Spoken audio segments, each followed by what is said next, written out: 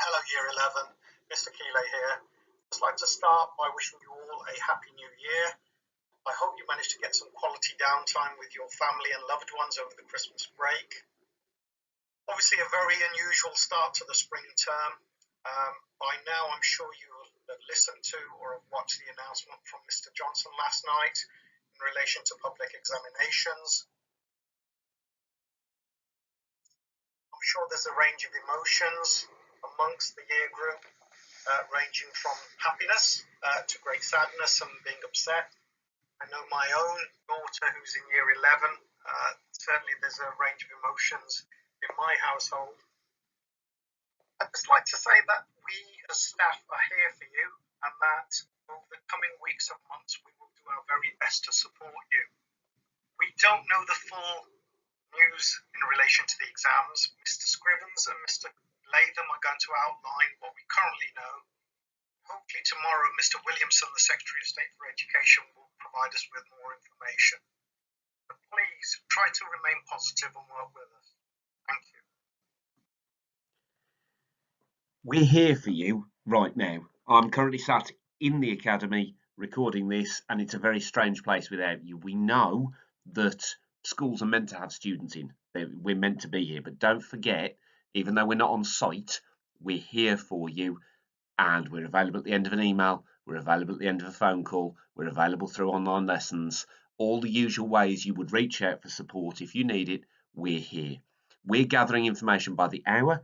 You will see that the government are updating the news fairly regularly, and we will keep bringing that to you as accurately as we are able to do.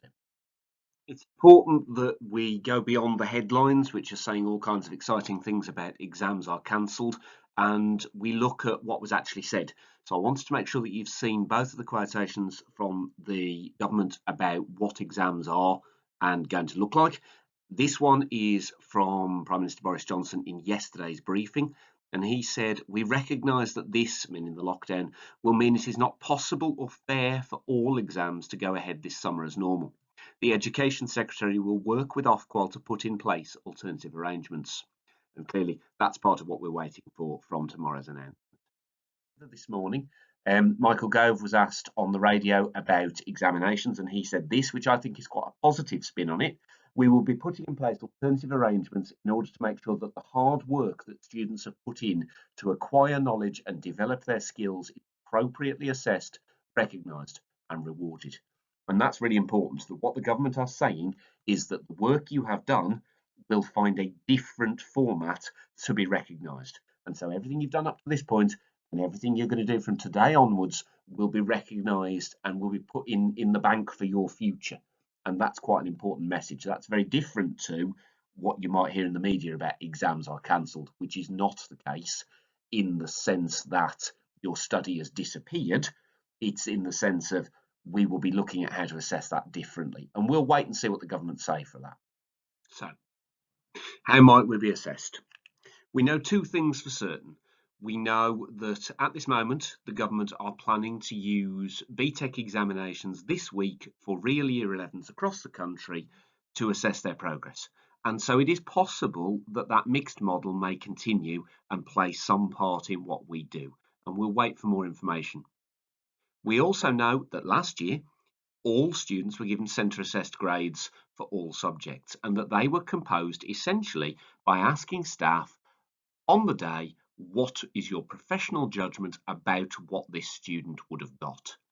Now, in order to test what that might feel like for you, you need to visualise talking to your teacher in a lesson and thinking, okay, what would that teacher say that I am likely to achieve? Would it be a 9? Would it be a 3? Would it be the grade that I want that's enough to unlock my next step? Would it be a grade I'm proud of? And what we're planning to do, and what Mr. Latham will talk about next, is that we will put in place the steps that will help you to prove to us exactly how good you are and to be able to show us everything that you're capable of doing. If the government does decide to switch to centre-assessed grades, our evidence base matters. The online lessons will focus on building that very evidence base that we may need to use to decide your most likely outcome. These lessons are just as important, if not more important now than ever. Every moment is crucial. Every second counts. There are times in your lives where you arrive at pivotal points, a fork in the road, so to speak, which defines who you are as a person. How you react matters. Fight or flight. This is one of those times for you. I imagine there are a whole range of emotions out there at the moment, and some of you may be worried about what is to come. Do not forget, we are in this together and we are here for you. If you feel you need to speak to somebody, just reach out to us.